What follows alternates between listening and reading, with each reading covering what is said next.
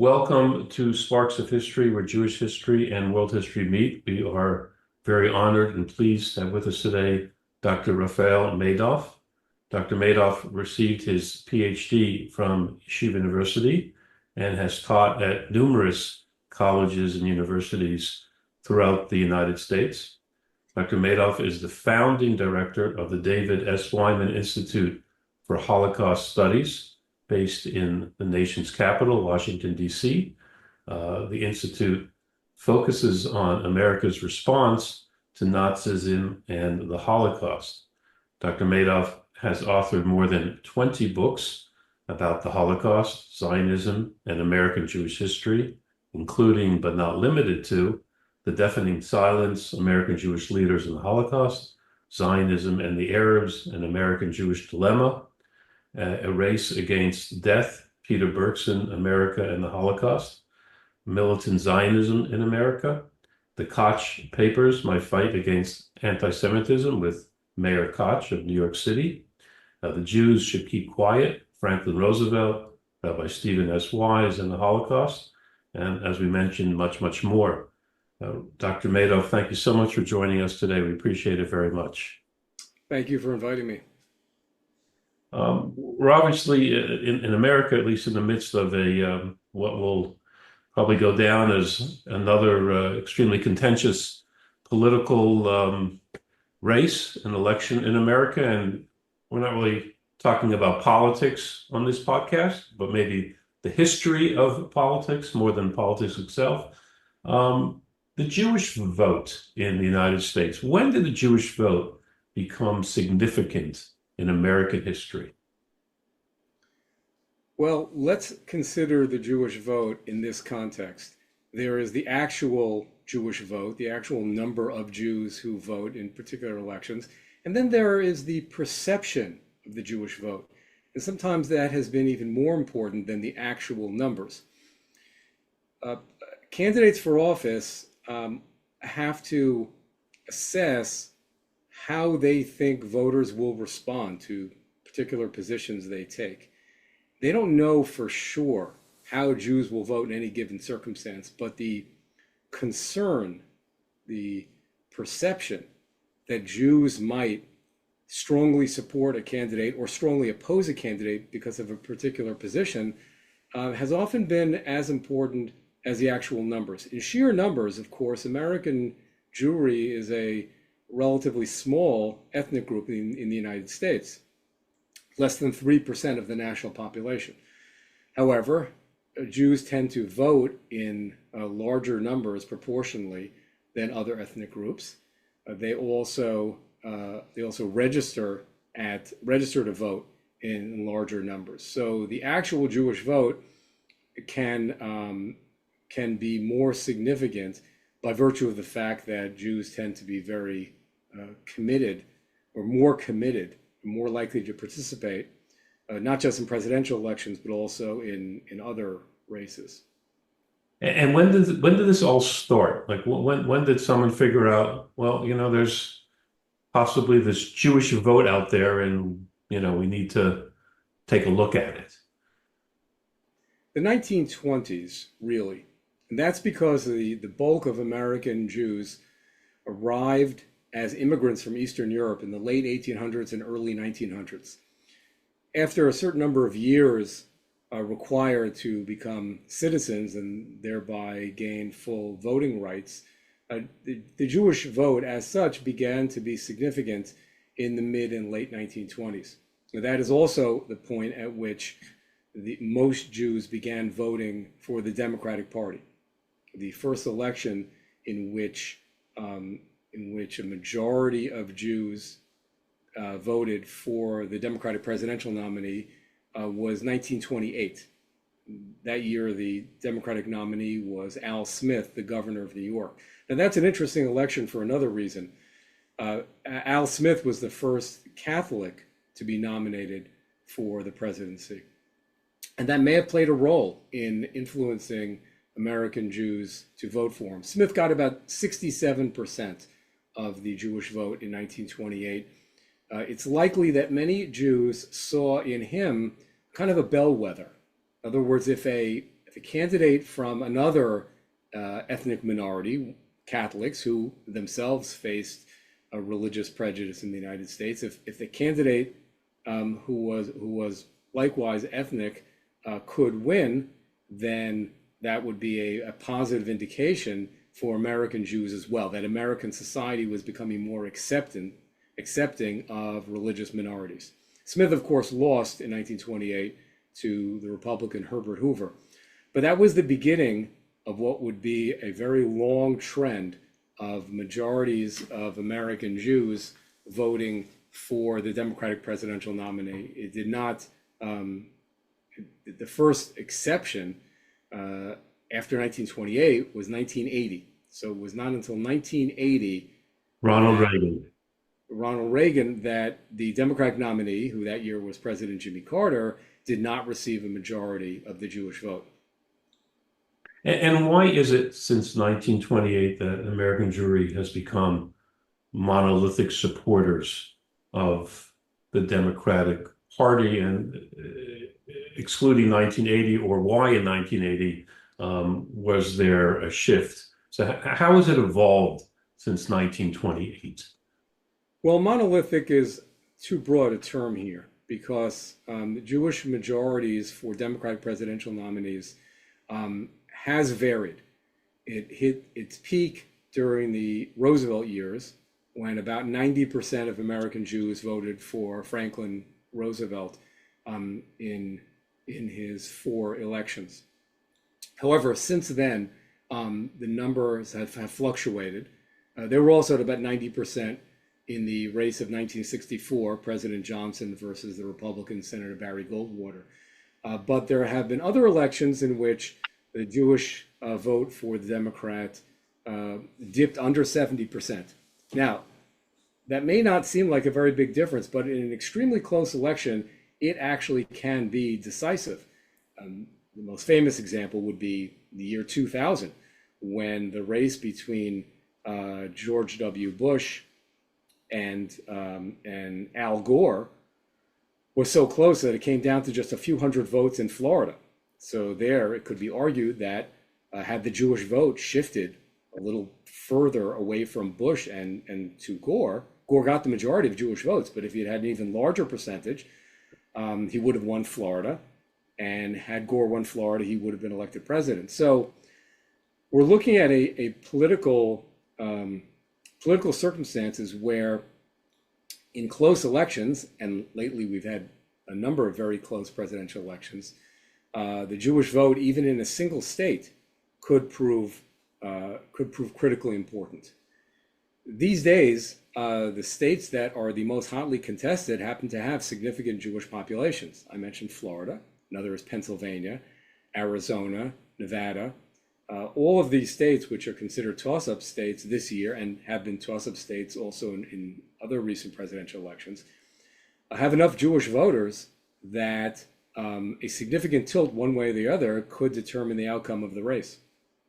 So is the equation as simple as American Jewry, the majority of American Jewry perceives itself as being liberal? Let's not use the word progressive, as being liberal, and the Democratic Party is viewed as the liberal party. Is it as simple as that, or is it much more nuanced than that?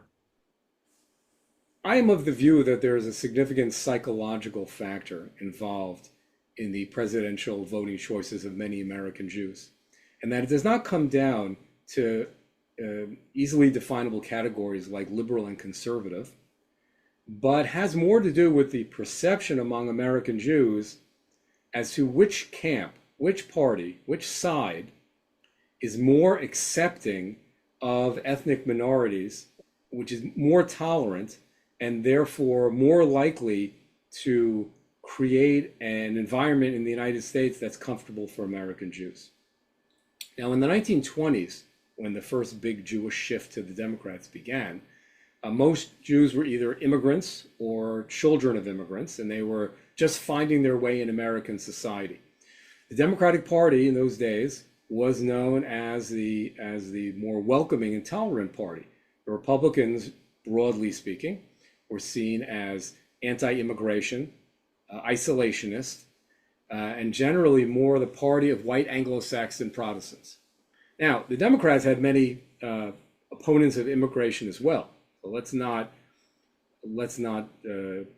divide the parties according to that issue. But broadly speaking, the Democrats in the 1920s, 1930s, 1940s were more supportive of immigration and in general of building the kind of American society where American Jews would feel more comfortable.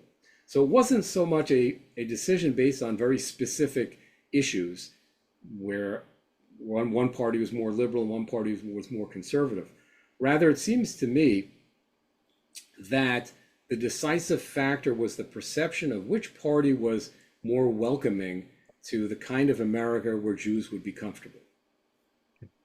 So here you have Franklin Delano Roosevelt. As you mentioned, 90% of the Jewish community of voters voted for Roosevelt. How would you define the relationship between American Jewish leaders and Franklin Roosevelt? And obviously, we'll talk about this in more detail. How did that relationship play out during World War II?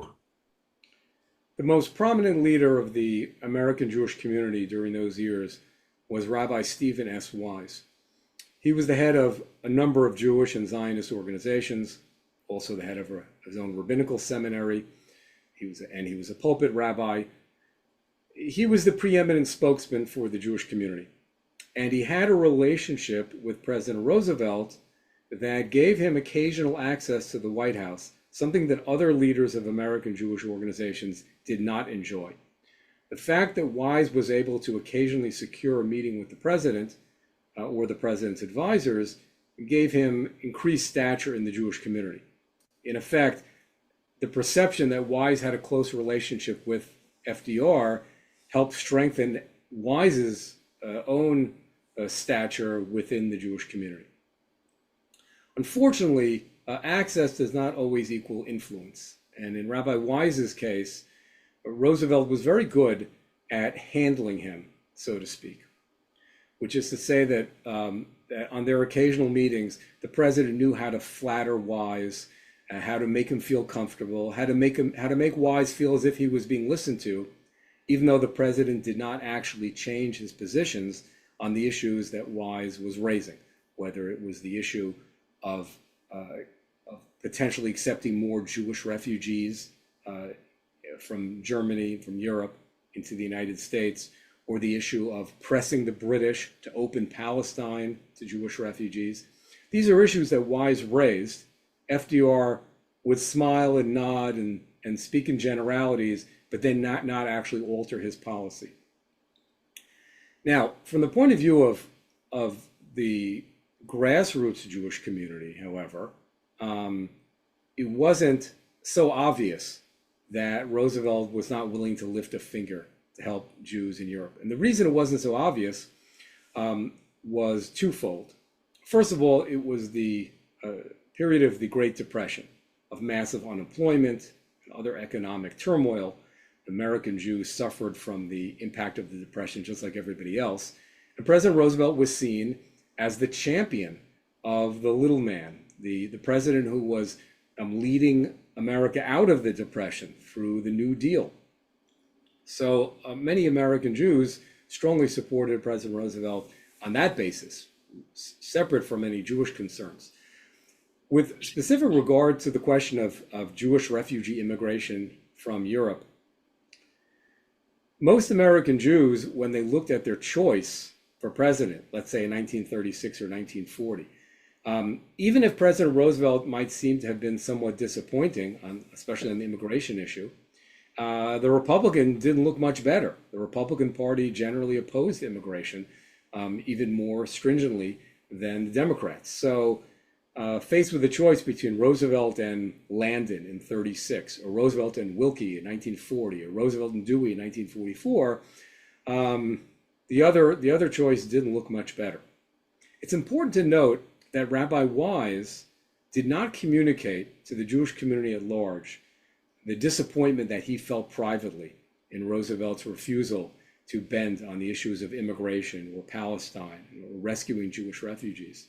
So even though Wise came away empty-handed from his occasional meetings with the president, the Jewish community at large wasn't really aware of that. And so based on their limited knowledge and on the relative positions of the two parties, it's not so surprising that most American Jews chose to vote for Roosevelt in 36 and 40 and 44.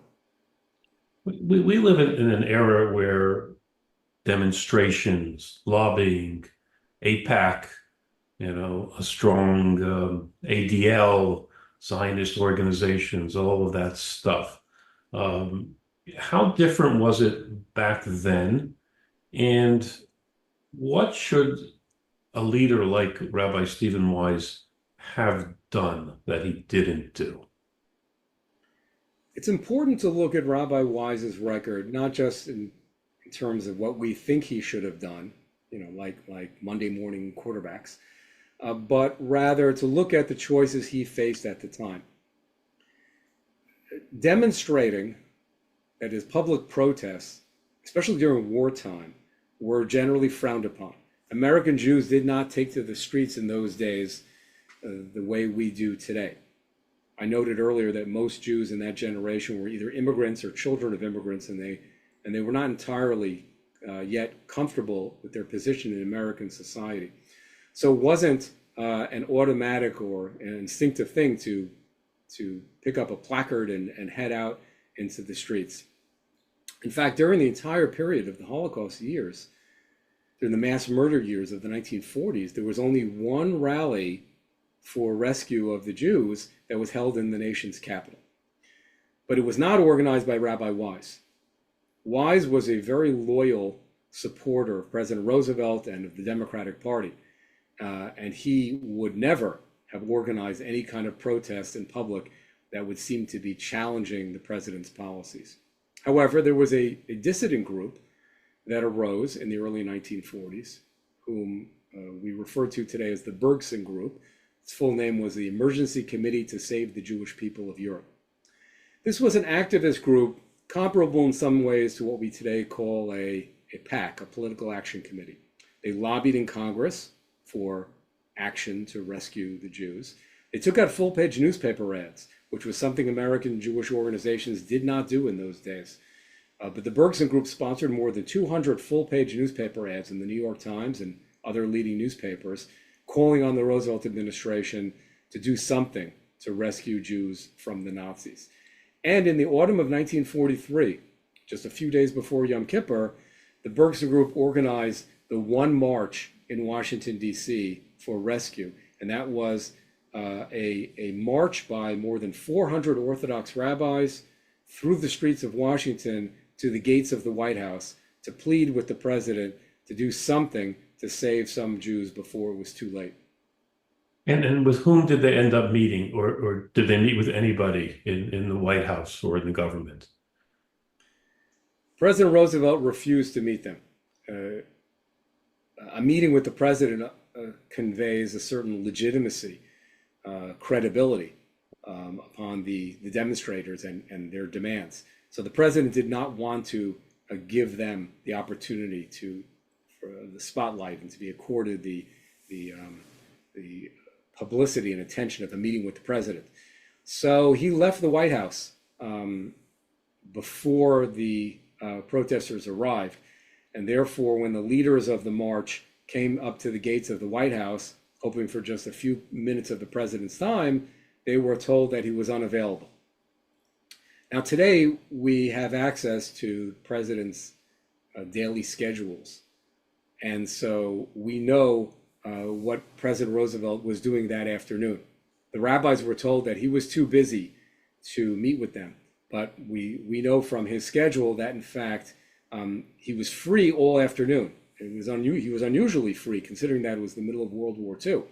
And yet we see on his schedule that he had lunch with the Secretary of State at 1 o'clock, and then nothing else the entire rest of the afternoon until 4 o'clock. Well, these 400 rabbis arrived at Lafayette Park across the street from the White House at 2 o'clock. So the president certainly could have met with them, but instead he left the White House through a rear exit, literally, in order to avoid seeing the rabbis and to avoid being seen by them. This political strategy to just avoid the rabbis and hope that the Jews would go away, as it turned out, backfired. Because reporters asked the rabbis across the street, what do you think about the president refusing to meet the leaders of your march? And a number of the rabbis expressed strong disappointment. Some of them said they could not believe that if 400 Catholic priests and nuns had come to the White House, that he would have ignored them. So this idea that the president was snubbing the rabbinical leadership of American Jewry appeared on the front pages of newspapers in Washington, D.C. and elsewhere the next day. So the president had hoped to avoid the rabbis and hoped to avoid their pleas for rescue. But instead, the idea of that American Jews had been snubbed by the president was in fact on the front pages. And that caused a kind of a political problem. American Jews were President Roosevelt's most loyal voting constituency. An election year was coming up. This march and this controversy took place in late 1943. Within a few months, it would be an election year. The president and his advisors were not completely confident that he would win re-election. The science of polling was much less sophisticated in those days than it is today. And based on their assessments, the White House, the president's advisors were not completely confident of re-election. And therefore, the fact that American Jews were for the first time publicly criticizing the president on the issue of rescuing the Jews from Europe began to turn into a political problem. The controversy did not end with the rabbis' march. What happened, briefly, is that the organizers of the march, this Bergson group, the activists, then arranged for the introduction of a resolution in Congress calling on the president to create a special government agency to rescue Jewish refugees. The hearings on this resolution turned into a major controversy because the Roosevelt administration tried to block the resolution by sending a State Department official to Capitol Hill to testify that, in fact, Roosevelt was doing everything he could to rescue the Jews. But it turned out that the statistics that this Assistant Secretary of State presented to Congress, statistics about refugee immigration, were wildly exaggerated. That was soon exposed, and that became another controversy. By early 1944, the president and his advisors had a serious political problem on their hands. They were being criticized by American Jewish leaders for the first time. They were facing a widespread criticism now in Congress and in some parts of the news media because of their misleading testimony at the congressional hearings. And all of this happened to coincide with a controversy going on behind the scenes at the Treasury Department. This is a longer story than we have time for, but very briefly, officials in the Treasury Department discovered that the State Department was blocking the transmission of information from Europe to Washington about the mass murder of the Jews. And the State Department was also obstructing opportunities to rescue Jewish refugees. The Treasury Secretary, Henry Morgenthau Jr., was the only member of the cabinet who was Jewish. And Morgenthau, urged on by his non-Jewish staff, confronted President Roosevelt in the Oval Office in January 1944 and said to him, in brief, you have a political problem on your hands. You have all this tumult in Congress, you have Jews criticizing you, and my staff, Morgenthau said, has discovered that your State Department is actually obstructing rescue and blocking information about the mass murder. If you, President Roosevelt, don't do something quickly, you're going to have a major election year scandal on your hands. What President Roosevelt did is he created, through executive action, that government rescue agency that the congressional resolution had been seeking. In January 1944, Roosevelt established the War Refugee Board. He gave it almost no funding, but its staff was comprised of the same staff members at the Treasury Department who had exposed the State Department's anti-rescue actions and who had pressed Morgenthau to confront the president.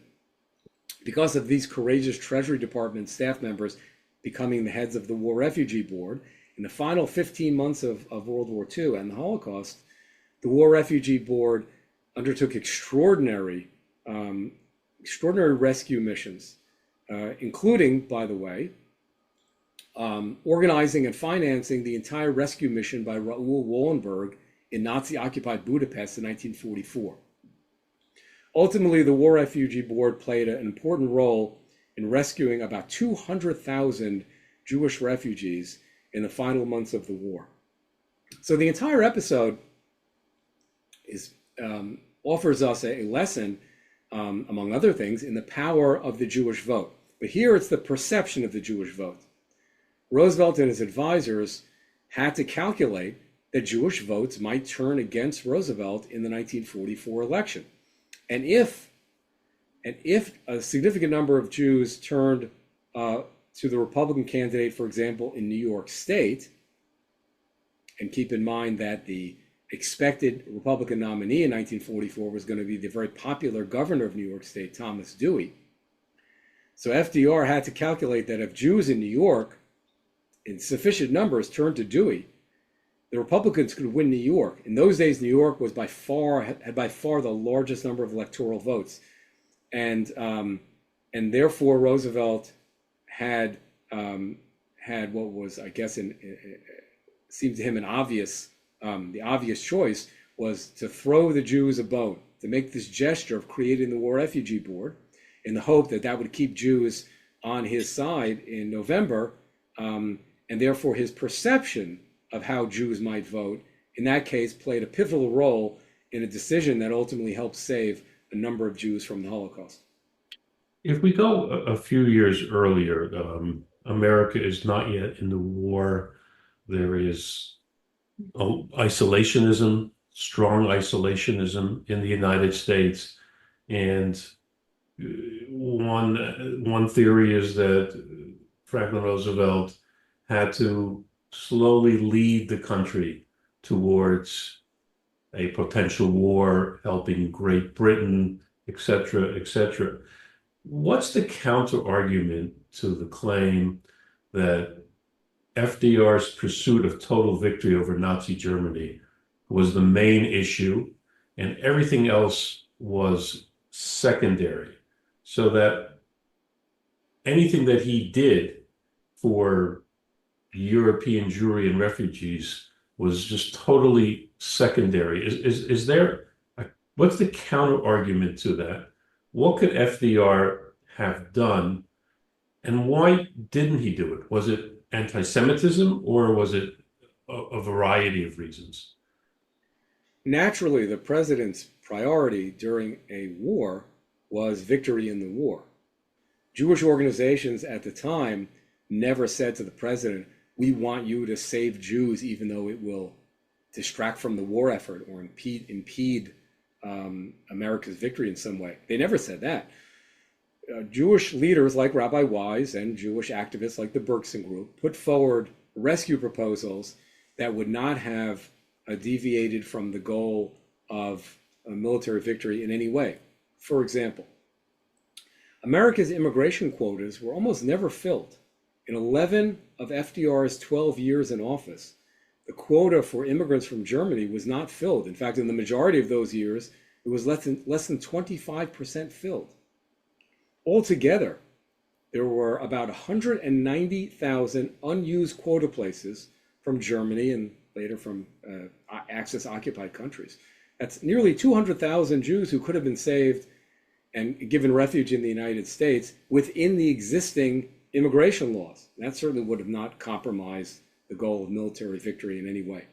A second example of how Jews could have been rescued without affecting the goal of victory was the use of American ships, empty American ships, to bring back refugees from the United States. Now, at the time, when Jewish leaders spoke to the president, and other US officials about allowing more Jews in, they were sometimes told, we don't have any ships to bring the refugees. And that was false. There were ships known as Liberty ships. These were American vessels which brought military supplies and then troops to Europe.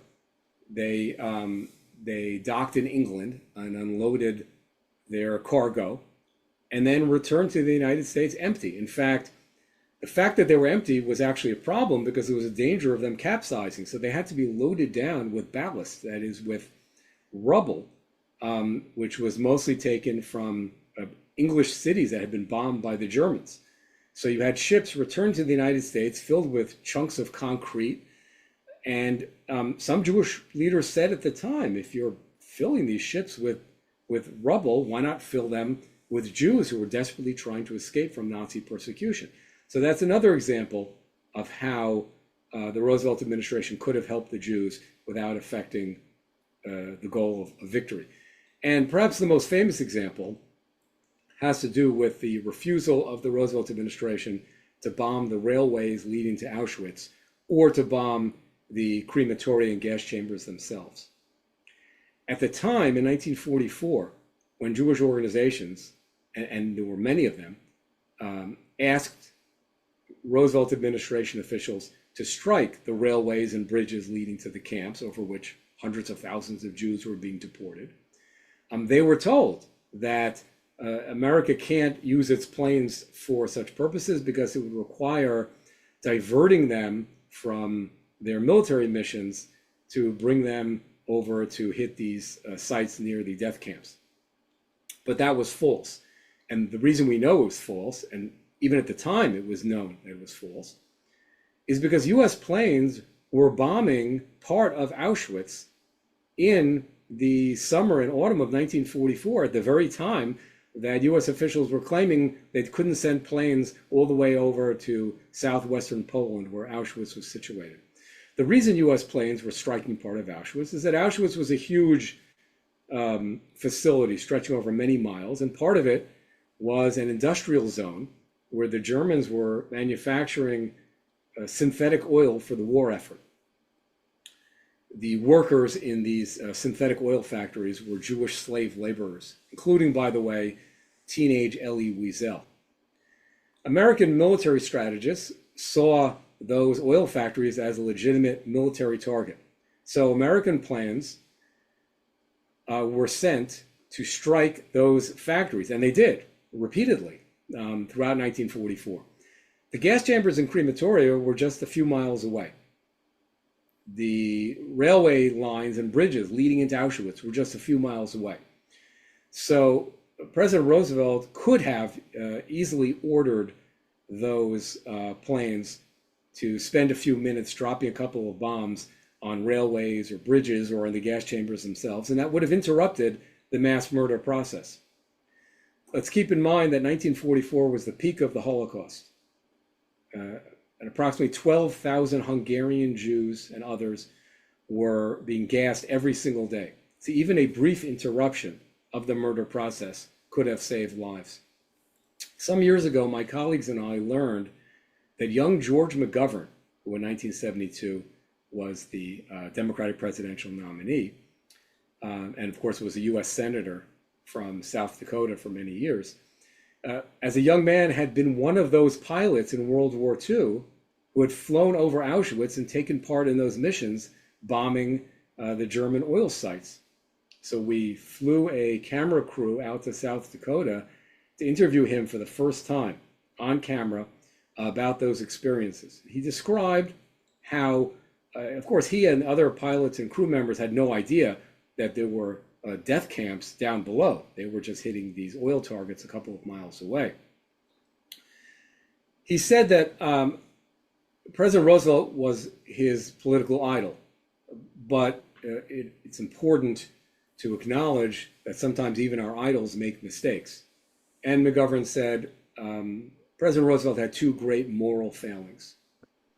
One was the decision to order the mass internment of 130,000 Japanese Americans, even though there had been no cases of them engaging in any espionage. And the other, he said, was the failure to bomb the bridges and railways leading into Auschwitz or the gas chambers themselves. And he said because McGovern and other American pilots were there. They saw the ground below. They could have dropped those bombs. He said, of course, it would have been difficult to hit the gas chambers or to hit those bridges, but that never stopped the American Air Force from bombing railways and bridges and other difficult to hit sites throughout World War II. That was the nature of bombing, and they constantly bombed everywhere.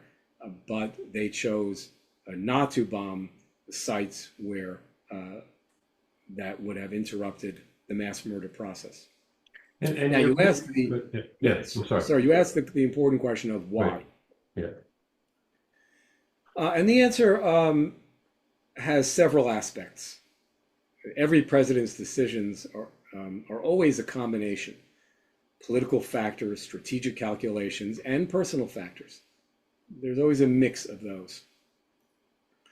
During the 1930s, before World War II, President Roosevelt's decision not to allow more Jewish refugees to enter the United States, even though the quotas were not filled, was very much a political calculation.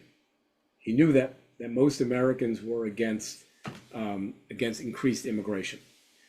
But what is very disturbing is the realization that he could have allowed immigrants to come in simply within the existing quotas. He didn't have to change the whole American immigration system. He didn't have to start a public fight with the anti-immigration forces in Congress or in the public. He could have simply quietly authorized the existing quotas to be filled.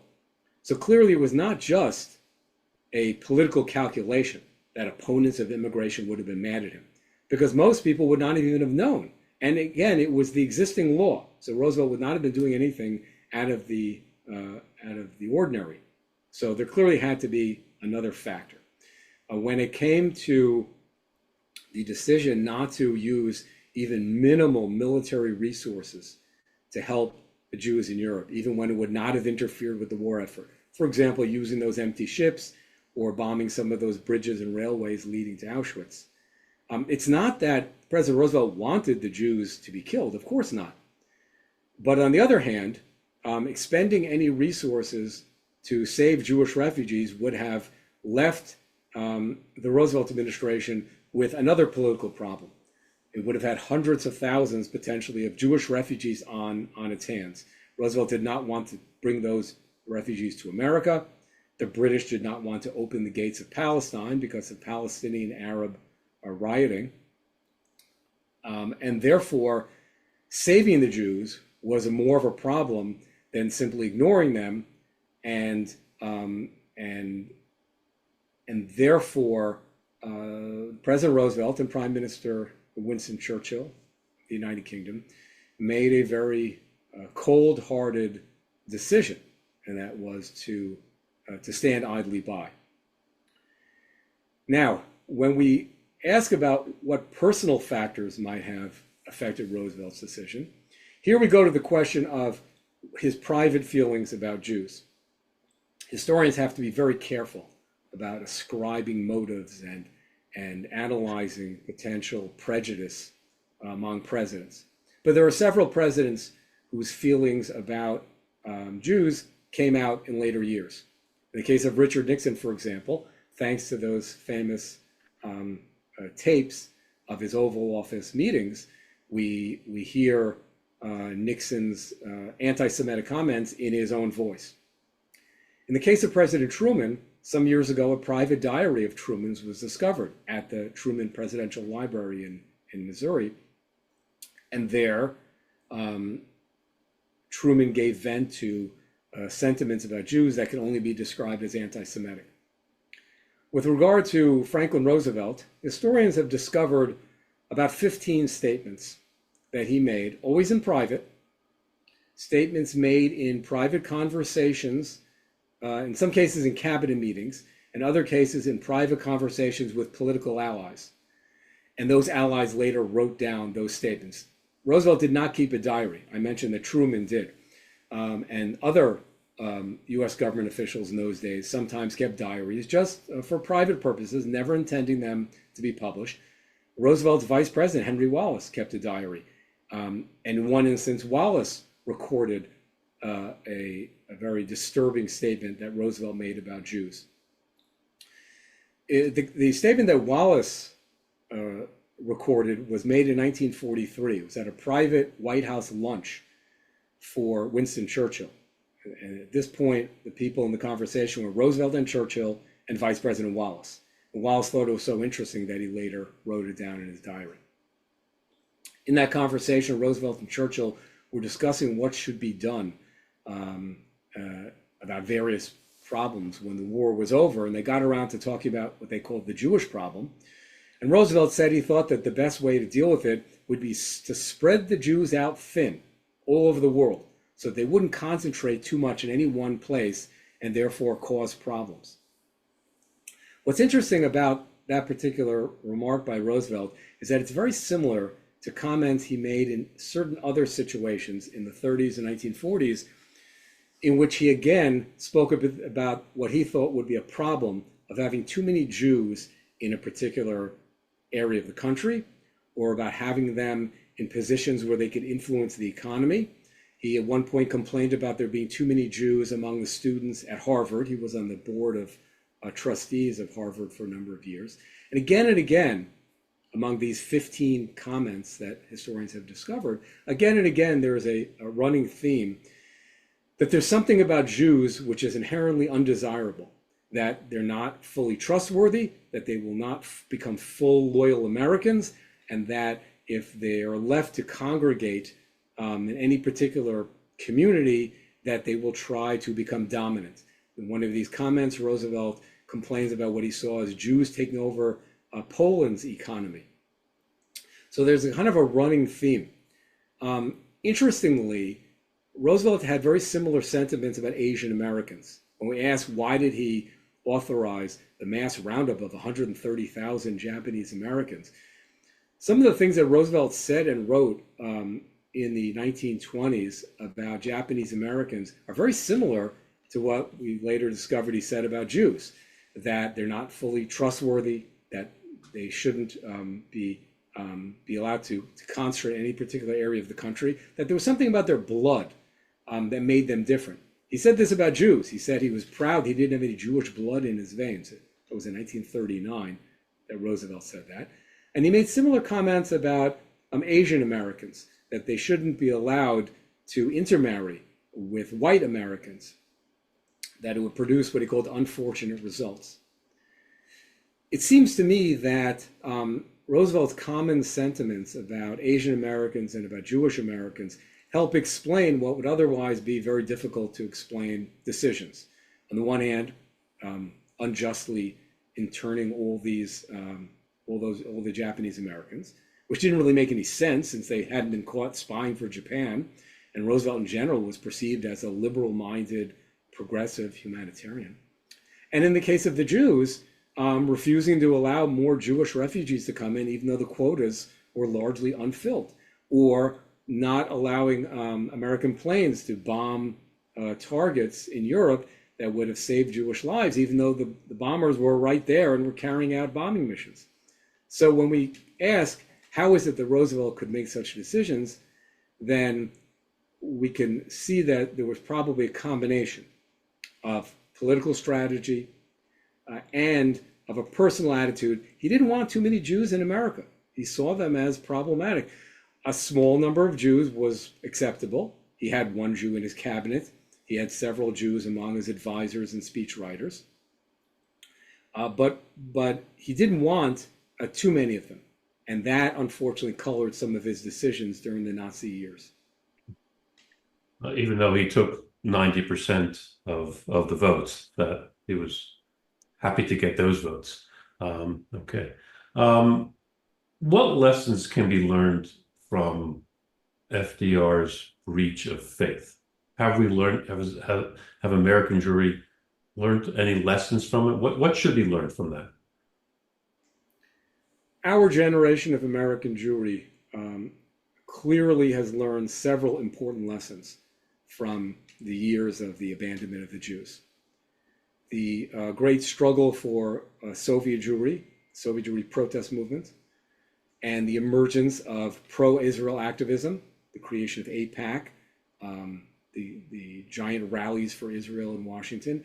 These are all examples of how many American Jews realized that the silence, the relative silence in the 1940s was a terrible mistake, and that Jewish leaders who were co-opted, like Rabbi Wise, clearly had adopted the wrong approach. So the activism for Soviet Jewry and Israel, that clearly demonstrates that important lessons have been learned. At the same time, there have been many instances over the years in which it can be argued that Jewish leaders, American Jewish leaders, have allowed themselves to be compromised or have been afraid to speak out, sometimes for political reasons because they were loyal to the president in office, sometimes for other reasons such as fear that speaking out would cause anti-Semitism. And so while lessons have been learned, it's an ongoing process. In terms of the Jewish vote, although the majority of Jews have continued to vote for the Democratic presidential nominee every 4 years, except in 1980, the majority that Democratic nominees have received has sometimes dipped even below 70%. For example, in the case of Barack Obama's second term, a shift has taken place in Jewish political loyalties over the years. So that old 90 to 10 percentage margin in favor of the Democrats under Roosevelt and again in the early 60s, that has changed. In most elections beginning in 1972, the split has been more like 70-30 or 65-35. And that can make a big difference in a close election. And we mentioned Florida as being one example. In the 1976 race between incumbent President Gerald Ford and Democratic challenger Jimmy Carter, the shift of some thousands of votes in a couple of states where there were large Jewish populations would have altered the outcome. So in cases where it's a lopsided margin of victory, like Reagan versus Mondale, then the Jewish vote is not going to matter, nor for that matter will the votes of other ethnic minorities. But in elections which are close and where the Democratic nominee is perceived as not being friendly to Israel, then a shift of even a modest number of Jewish voters to the Republican side could make a significant difference. Just in conclusion, a little bit about the David Wyman Institute for Holocaust Studies. What are you working on? What's next? Fill us in a little bit, please. Professor David S. Wyman was the author of the definitive study of America's response to the Holocaust. Published in 1984, it was called The Abandonment of the Jews, and it was a bestseller. It was a kind of a breakthrough book because it educated large numbers of Americans about a chapter in our history that many people did not understand. It remains, Wyman's book remains the gold standard in our field. In more recent years, a number of scholars who have followed in the footsteps of Professor Wyman have carried on his research.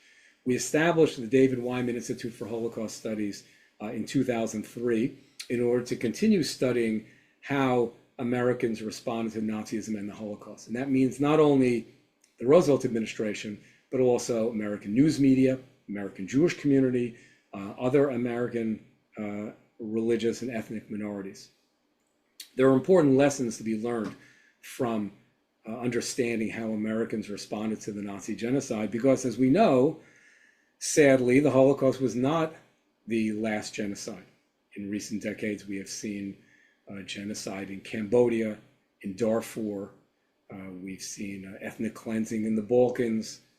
And And in every generation, it seems, Americans face this question of should we bomb Auschwitz, which is to say, should America use its military power to try to save people who are being persecuted around the world? And different presidents have responded differently. We saw both a Democrat and a Republican, Barack Obama and George W. Bush, largely turn away from the Darfur genocide. We saw Democratic President Bill Clinton turn away from the genocide in Rwanda in 1994. And yet that same President Clinton turned around and in 1995 led an Allied intervention using military power to stop the ethnic cleansing massacres in the Balkans. We saw President Obama using American military power to rescue thousands of Yazidis who were about to be massacred by ISIS terrorists. And we saw the Trump administration strike the Syrian chemical weapons factories that were going to produce weapons that would have been used to annihilate countless innocent people. So each president has responded to different political circumstances and different pressures and different personal considerations. And so again and again, the American public has to face this question of to what extent America should intervene. The Wyman Institute studies the response of our country in the 1930s and 1940s in the hope of informing the decisions of today's generation so that we will not repeat the mistakes made in those years. Again, Dr. Medoff, Dr. Rafael Medoff, thank you so much for your time today. You should continue to go from strength to strength in all of your work, from chayil to chayil, and we appreciate your time. Thank you so much. Thank you. And for those interested in learning more about the Wyman Institute, Please. our website is wymaninstitute.org. Okay, Thanks. thank you.